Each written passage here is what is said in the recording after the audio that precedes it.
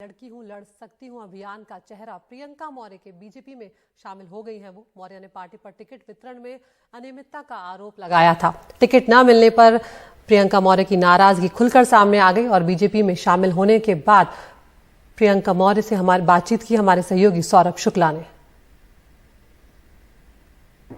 हम इस वक्त बीजेपी दफ्तर में हैं। कांग्रेस का कैंपेन चल रहा है, लड़की हूं लड़ सकती हूं। उसके पोस्टर में आपने डॉक्टर प्रियंका मौर्य को देखा होगा।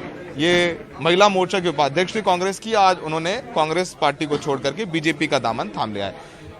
डॉक्टर मौर्य, क्या हो गया कांग्रेस में? आपको रिस्पेक्ट नहीं मिली, टिकट नहीं मिला, क्यों नाराज हो गई कांग्रेस से आप?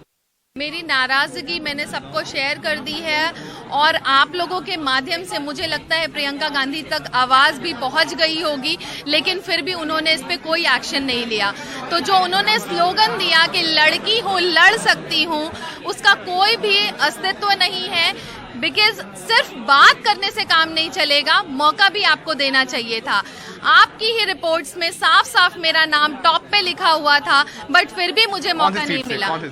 170 सरोजनी नगर विधानसभा से मैं जी जान से मेहनत कर रही थी। मैं डॉक्टर भी हूँ, सोशल वर्क भी करती हूँ और लगातार मैं लगी हुई थी अपनी विधानसभा से। फिर भी बात तो करते हैं कि लड़की हूँ लड़ सकती हूँ, लेकिन मेरे सामने एक मेल को खड़ा कर दिया। वो लोग तो कांग्रेस कह रही है कि आपका टिकट काटा इसलिए आप नाराज हो गई। आप विचारधारा से नहीं जुड़ी हुई थी, आप विचारधारा से नहीं जुड़ी हुई थी। लड़कियों लड़ सकती हूँ, विचारधारा क्या है कि एक लड़की चिल्ला चिल्ला के कह रही है कि उसके साथ अन्याय हुआ है, लेकिन फिर भी प्रियंका गांधी जी ने कोई आवाज नहीं उठाई। ऐसी विचारधारा के साथ डॉक्टर प्रियंका मौर्य नहीं जुड़ सकती। मैम, आपकी क्या प्रियंका गांधी से बात हुई जब टिकट कटा? आपने कोशिश की बात करने से, या किससे बात कर रही थी आपको, या फिर आपको बात नहीं करने दिया गया प्रियंका गांधी से? मुझे ऑब्वियसली बात नहीं करने दिया गया, लेकिन आप लोगों के माध्यम से मुझे नहीं लगता कि उन तक आवाज नहीं पहुंची होगी। मैंने एक ऐसा जरिया चुना उन तक आवाज पहुंचाने का। फिर भी अगर वो नहीं सुन सकती हैं, नहीं देख सकती हैं, तो मुझे लगता है ऐसी पार्टी में अपनी एनर्जी, अपना टाइम वेस्ट करना कोई मतलब नहीं। बीजेपी क्यों? बीजेपी ही क्यों? बीजेपी इसलिए क्योंकि यहाँ पे लोगों ने मुझे सम्मान दिया, मेरी बात की, मेरी बात रखी, और मेरा जो विजन है लोगों की मदद करना, टू सर्व ह्यूमैनिटी, उसी के साथ मैं बीजेपी के साथ लोगों तक जाऊंगी। और यहाँ टिकट मिल जाएगा मैम? मैं टिकट के उद्देश्य से मैंने कांग्रेस भी नहीं ज्वाइन की थी। आप प्लीज ये चेकआउट करिए। तो नाराज तो है कि टिकट नहीं मिला आपको। कई लोग ये कहते हैं मुझसे कि मुझे ज्यादा समय नहीं हुआ पॉलिटिक्स में, तो मैं उन लोगों को भी ये जवाब देना चाहूंगी। आप कह रही हैं कि सरोजनी नगर से आपका टिकट काट दिया, तो बीजेपी क्या टिकट दे रहा है? क्योंकि टिकट को लेकर ही तो नाराज है आप कांग्रेस से।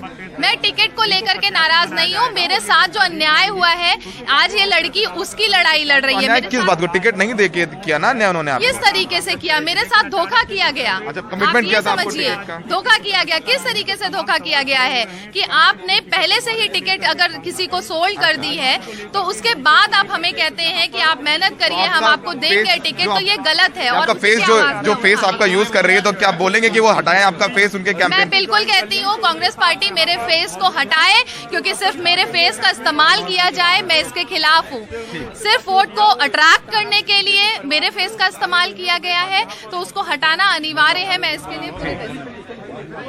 डॉक्टर प्रियंका मौर्य नाराज हैं। टिकट तो इनको बीजेपी में भी नहीं मिल रहा है और कह रही हैं कि कांग्रेस में टिकट नहीं मिले से नाराज हैं। फिर कह रही है मैं टिकट के लिए नहीं आई थी कांग्रेस। तो कहीं ना कहीं कंफ्यूजन है प्रियंका डॉक्टर मौर्य को भी, लेकिन झटका जरूर है कांग्रेस के लिए, क्योंकि उनके पोस्टर में प्रियंका मौर्य थी और अब वो बीजेपी में आ गई हैं। लेकिन प्रियंका जी भी खुल के बता नहीं पा रही हैं कि बीजेपी आई क्यों है, क्योंकि अगर कांग्रेस ने टिकट काटा सरोजनी नगर से उनका, तो फिर बीजेपी से भी टिकट मिलने वाला नहीं है उनको, ये तय है। सहयोगी राजेश गुप्ता के साथ लखनऊ में सौरभ शुक्ला, NDTV इंडिया।